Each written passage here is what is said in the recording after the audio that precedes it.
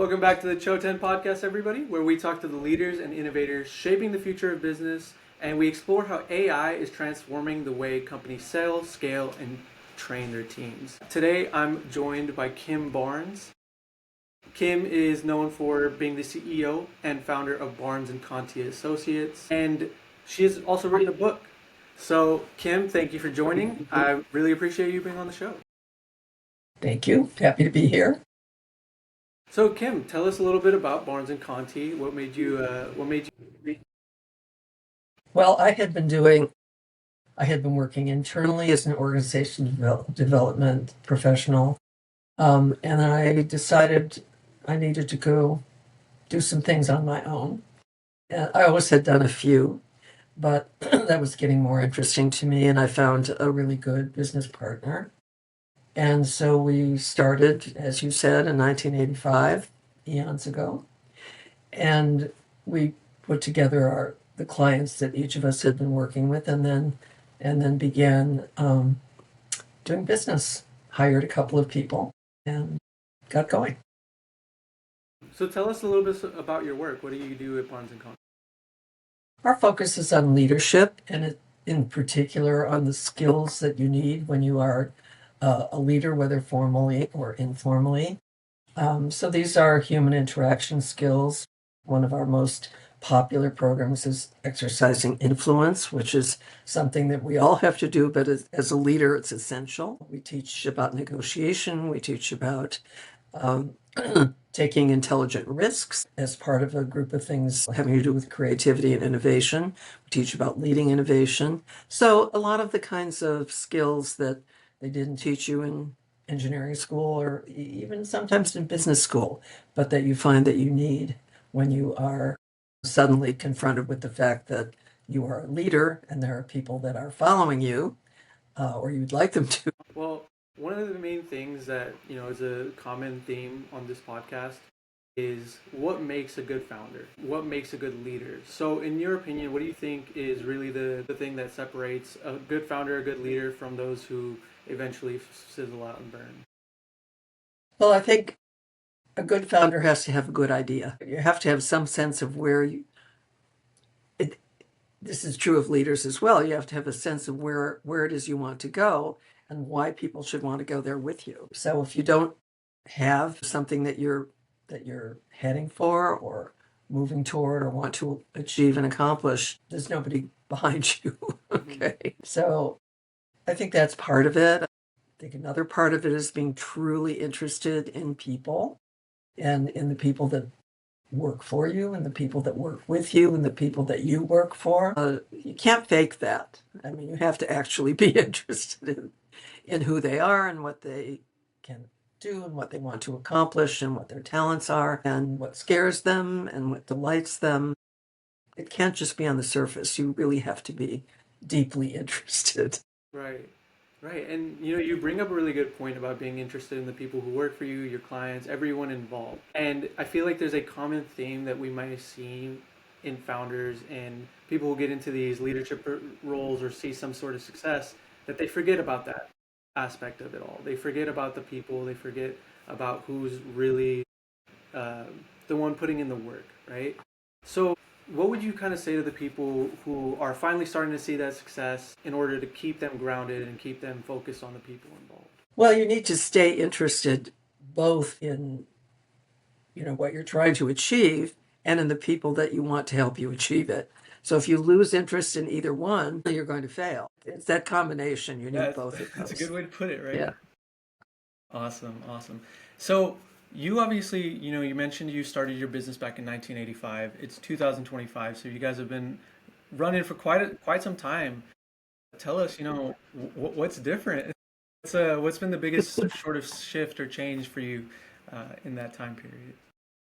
Well, there are so many things. It would be easier to say what has stayed the same, but the way we deliver our services certainly has changed enormously. The topics that people are interested in, I wouldn't say that has changed. I say that recycles. Sometimes people are interested in influence. Sometimes they're more interested in innovation. Sometimes they're more interested in conflict resolution. So these things recycle. They're human issues Um, and I don't want to say there's nothing new under the sun, but at a certain level, there isn't. So, what do you think out of those recycled sort of things that people are interested in? What do you think is the current obsession? I think the current obsession, and we notice that in terms of what people request in our programs. So people are always interested in influence. That hasn't changed much over the years. But other things come and go. And the thing that I see people beginning to ask us more about now is change. How do you manage it? How do you lead it? How do you help people deal with it? So I think that is really hitting people right now where they live. Yeah. Why do you think that is? Well, there's a lot of change going. Right. And this is, when you're talking about change, you're not just talking about things you decide to change. You're talking about things that are changing around you that you have to somehow adjust to, adapt to, find a way to live with, find a way to thrive within. So this is Right. Yeah, and one of the biggest change obviously is the introduction of AI. Over the last indeed. few years, AI has taken us by storm. No one really knows where it came from except the really techie guys. No one really knows where it's going. So, Right. how have you been able to navigate that sort of implementation or AI into your own business? I would say it's more in the thinking stage for us right now because most of the business we do is still live person to person work. And so the ways I think it will help us will be in as we develop our ideas and our materials. I think there's some shortcuts that we can gain through using AI more.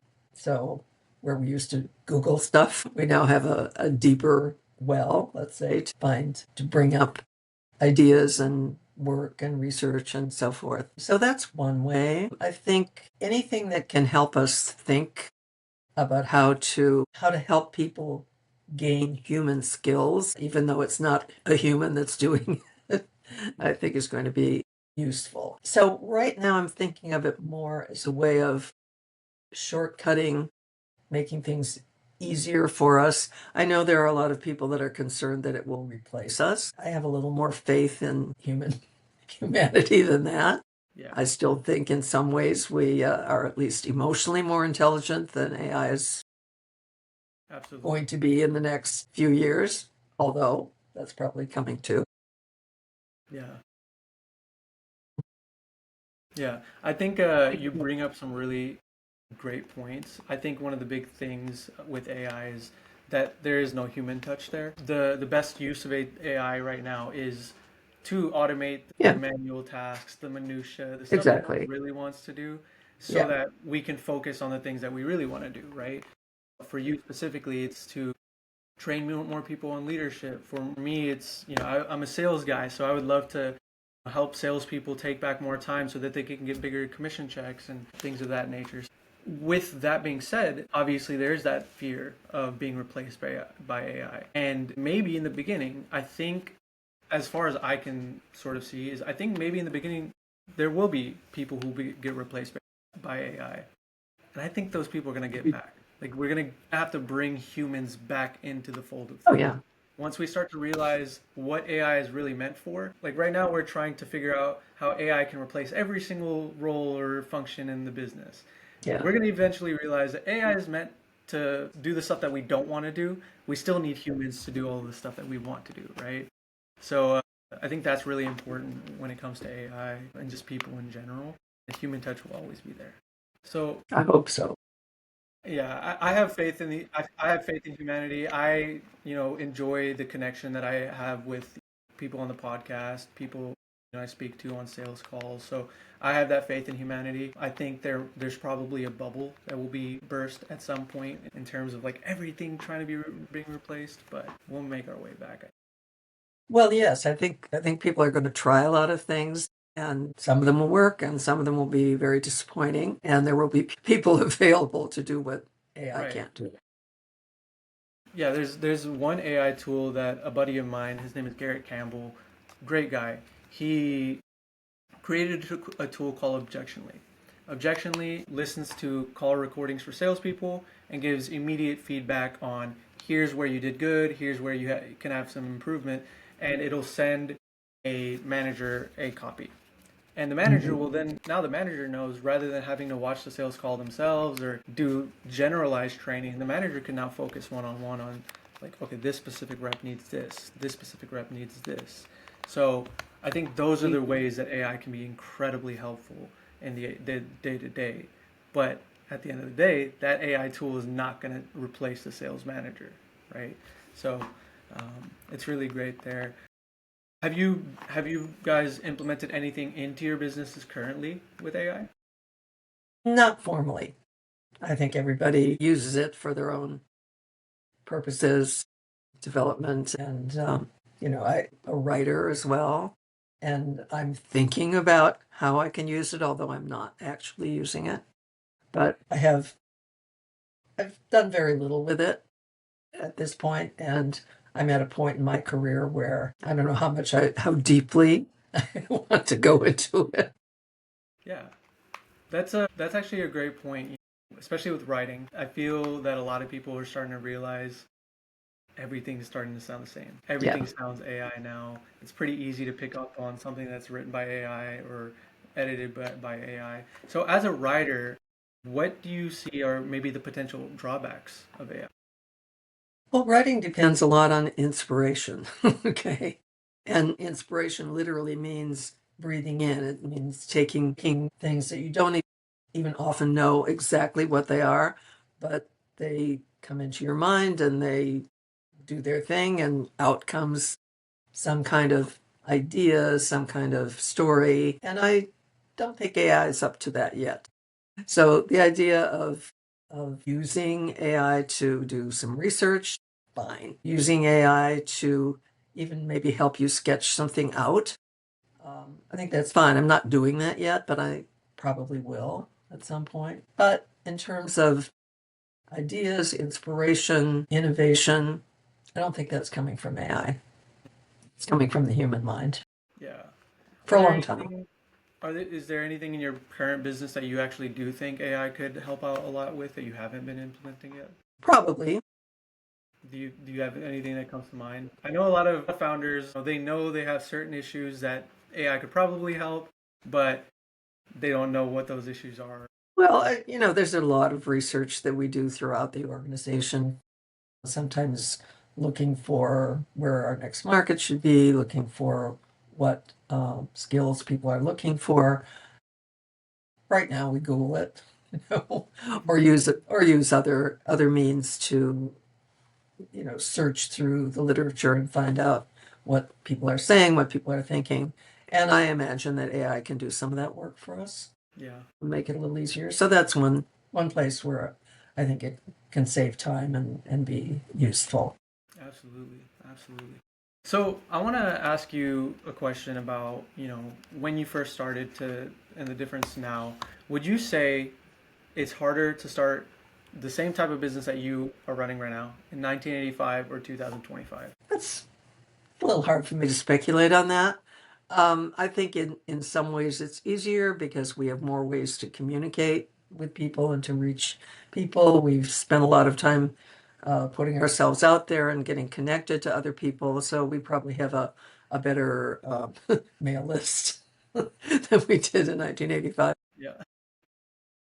We, we have, there are many kinds of alliances that are easier to make now. There's also more competition because you don't need a big office staff. You don't need um, a physical place that people can come where you can impress them about how wonderful you are. So I think entry is much easier than it used to be. Hmm. So in that way, it's probably easier now. So you say entry is easier, but maybe scaling up Entry's is. easier. There's just more competition because entry is easier. So I think you have to be really good at what you do. You have to have a, a group of people that believe in you. It has to be big enough for you to begin to make a living. So yeah, easier. So, for you guys, let's say the next 6 months to a year, where do you guys sort of see the business going in the next few months? I think we'll expand experiment a little bit more with ways of delivering content. And we have a lot of content. We've been around a long time and have developed a lot of content. Most of it is still perfectly relevant because it's about human behavior. I think we'll continue to look for new markets. I think we'll continue to look for new ways to surprise and delight people. I think we'll need to find more ways to do things that are free to get people interested that didn't know about us before. I'm doing a lot of podcasts these days. So it's something that we didn't used to have available to us, have all of these people that are interested in talking with us and therefore help us spread the word. So I think we'll continue to do more of that. We'll probably develop more of our own media approach than we have done. Those are some of the things. Absolutely, absolutely. One of the big things that I think you've actually done a fairly good job of yourself, and I think is really important, is building that brand. If you can build that personal brand, and you also mentioned giving away free content, that's an incredible way to get more leads, get more people in the door. With that being said, what are you guys kind of doing right now for that client acquisition that other founders could get some inspiration from? Well, I don't know that we're doing anything that's that different. My main sales person, who is fabulous, she's a LinkedIn maven, and she's connected to many people. She's one of those people, and this is something I would recommend to everybody, who once she connects with people, she stays connected. When they're between jobs, she stays connected to them. When they have, a birthday or an occasion, she's there. So she has real relationships with people, and so they tend to follow us. When they go somewhere else, they bring us in. And by maintaining those contacts rather than just basically using them, others experience it as something that's personal to them and real, and they like it and they appreciate it, and we keep on knowing them even as they. Yeah, I want to actually talk about that. Let's talk about how important building and keeping those relationships are. We live in an age where things are very fast. People are just trying to make the sale. They might not provide the value. Once the sale is made, you never hear from the salesperson again. You see this a lot in solar companies. Sure. But let's talk about that. Why is that so important for a business owner to make sure they master? Well, the people you're dealing with are not AIs. They're human beings. And human beings, we're designed for real contact with each other. And we're very quick to get suspicious when people are only using us, when they're our friend, when it's useful for them, and then they go away. So, I'm going to use a word that I don't usually use, but I would say, we're pretty good shit detectors. Yeah. And so we stay connected to people that we believe are genuinely interested in us and what we're all about. And we ignore people that really are not in it for a relationship. Mm. Yeah. That's amazing. I mean, I think that's a really good talking point to have. I think it's really important for founders to understand that. I think especially with younger founders, people who are really just getting into the game, it's really just a numbers game at that point, and they lose the value of that human connection, especially in this day and age of social media and AI. And Yeah. it's really hard to first get that human connection and then maintain it.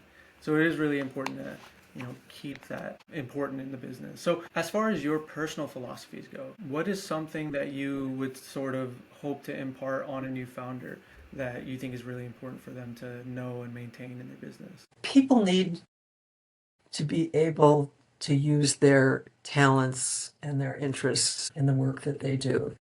We don't really separate work and play very well, and I don't know that we should. I've been very fortunate in that what I've done for work has always been something I would do for fun. So I really try to make sure that everybody in my organization, and I recommend this to my clients, is in a role that they really, really deeply enjoy, and that they want to get up in the morning because it's going to be a good day. It's going to be an interesting day. and they're going to get you to do something that will mean something in the world. And so I think people need to find meaning in their work. They need to find satisfaction about doing it well. They need to find learning when they encounter something new or when they make a mistake. We spend more than half of our lives at work, and it should be pretty full and Yeah, that's great. Do you have any sort of stories that you would like to share on maybe some of the trials, tribulations, or some of the successes that you've had at your company? In the last year, what is one of the issues that you keep seeing that pops up and again, and how have you sort of figured out a way to solve those issues? one of the issues that comes up a lot is that in uncertain times, people don't want to make decisions. And we've been living in uncertain times, right, for a number of years now. And so part of what we've done, I think, is to make it as easy as possible for people to try things out, make it as flexible as possible, give people a lot of options for how they might experience what we do. Um, and I think those are the main things that have worked for us Yeah, and and that we how are will you continue to do. keeping those options open or keeping things flexible for people? Like what things are you offering?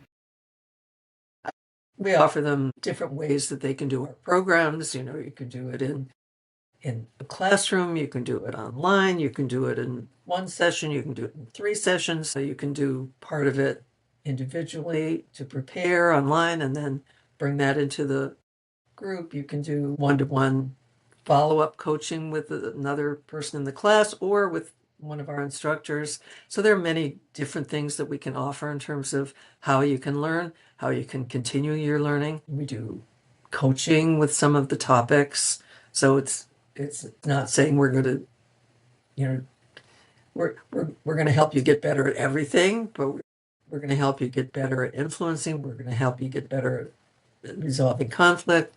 We're going to help you get better at whatever it is that right now you're not feeling confident about, or you're getting feedback that's not very encouraging. So through coaching, we can help you with that. So we don't put ourselves out there as general coach, although I do that occasionally on my individually. But as a company, the kind of coaching we offer is generally based on the kinds of skills that we teach. And quite often people benefit. They go through a program, they learn the concepts, they get some practice and some feedback, but then they have to go and make it work. And so there might be a few people in every class that would really benefit from having somebody that works with them on that very skill and helps them really embed it in their own practice and their own daily work. Talk to us about how important coaching is instead of just learning things yourself.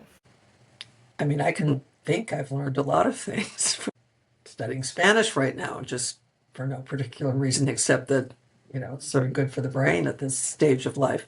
But I'm using an app to do it.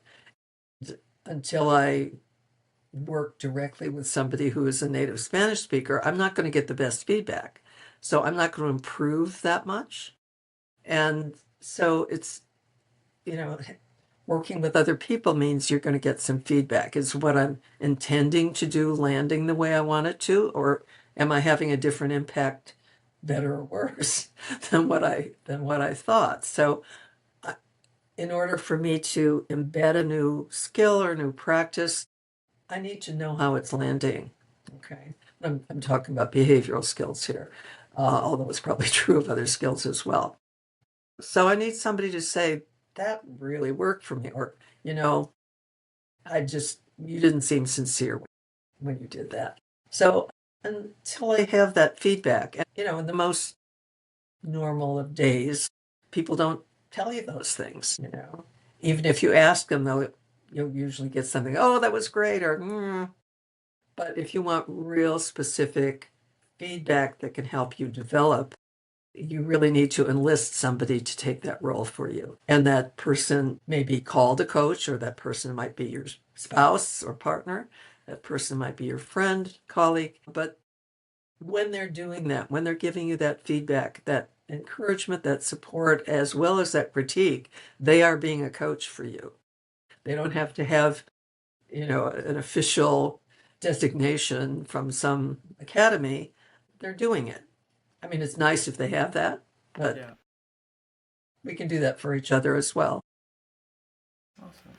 Awesome. And I want you to talk about the benefits of your specific coaching, your specific company. What do you guys offer? Well, we say that we offer not the hard skills, not the soft skills, but the difficult skills. The ones that don't come naturally to everybody, although they do to some people. The ones they don't necessarily teach you in school, but the ones that you find you need when you're out in the world, when you're working, when you're leading, especially. And so these are skills like influence, negotiation, conflict resolution, leading and managing innovation, taking intelligent risks, coaching. So strategic thinking is one of our most popular courses. So these are all things that you need to be a successful leader and in many ways to be a successful person. And these are the skills we teach. So what's one skill you think that every leader should have? Influence. Okay. When you say influence, what do you mean specifically? I mean the behavioral skills that enable you to get things done through other people. Okay. And why is that so important? Because you can't be a leader and do it all yourself, right? Awesome. And even not being a leader, as a human being, you're never going to be able to get everything done that you want to get done by yourself, whether it's as a parent, as a worker, as a member of a group. You need other people, and you need them to take action that help you get to where you both want to go. Absolutely.